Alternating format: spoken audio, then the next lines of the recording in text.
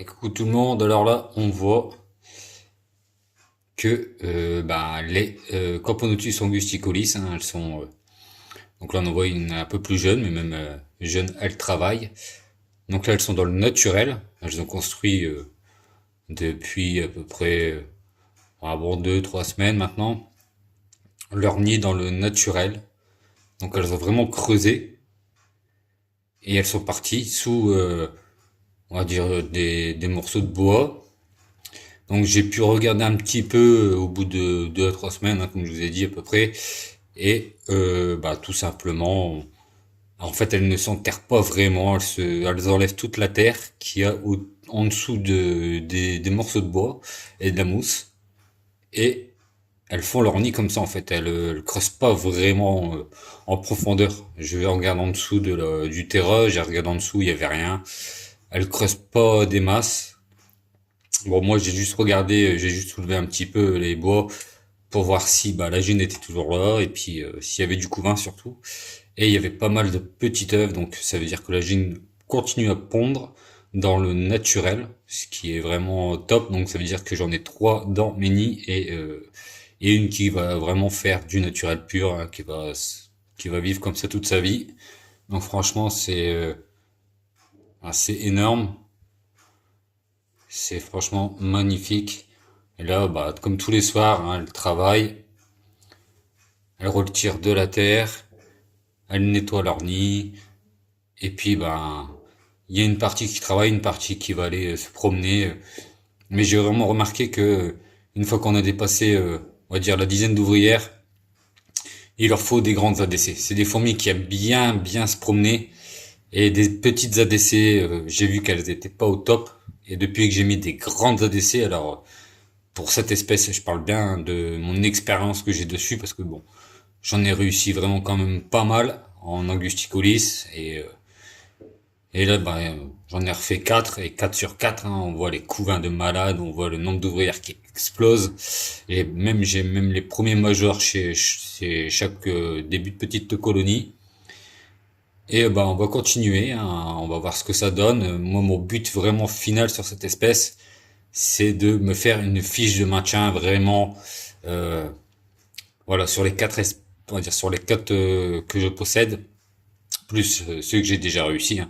Parce que ma première, j'ai réussi au moment où je crois que j'étais un des premiers à en avoir une, il y a 4 5 ans. Donc ça remonte un peu. Et je l'avais réussi du premier coup. Et puis là, là on est reparti pour 4. Et franchement, elles sont en train de se développer, mais un truc de malade. Franchement, ça va à une vitesse impressionnante. Alors au début, c'est vachement long, c'est vraiment limite ennuyeux. On va pas se mentir. Bon après, pour un débutant, je parle. Pour quelqu'un qui est un peu plus confirmé, qui a l'habitude des fourmis, bon, il sait qu'il faut le temps et ça prendra le temps que ça prendra. Mais au début, c'est vachement long en une seule. Mais alors une fois que c'est parti quoi. Là maintenant, ça envoie vraiment, vraiment pas mal. De toute façon, je compte vous faire pour l'année 2026, on va acheter une Ginsel et on va la filmer quotidiennement. Et je vais vous montrer comment moi je fais. Si ça peut aider à avoir plus de gens qui en possèdent et puis voir leur évolution. Parce que bon, c'est une espèce qui est juste magnifique, hein. Déjà rien qu'à la taille, à la façon de bouger, de sauter, ça saute. Et oui, ça je pourrais vous en filmer plusieurs fois, ça n'a pas peur de sauter. C'est impressionnant. Ça aime bien se promener, ça a pas peur d'aller chercher la nourriture, etc. Franchement, bon, c'est des monstres, hein, par rapport aux autres fourmis à côté. Voilà, en sachant que on n'est pas encore sur les plus grosses, hein. On est déjà les premiers majors sont déjà bien badass. Alors, je pense que dans le futur, on va avoir des sacrés monstres. Mais voilà, au moins vous aurez pu voir un petit peu la, ce que ça donne. Voilà, tout simplement.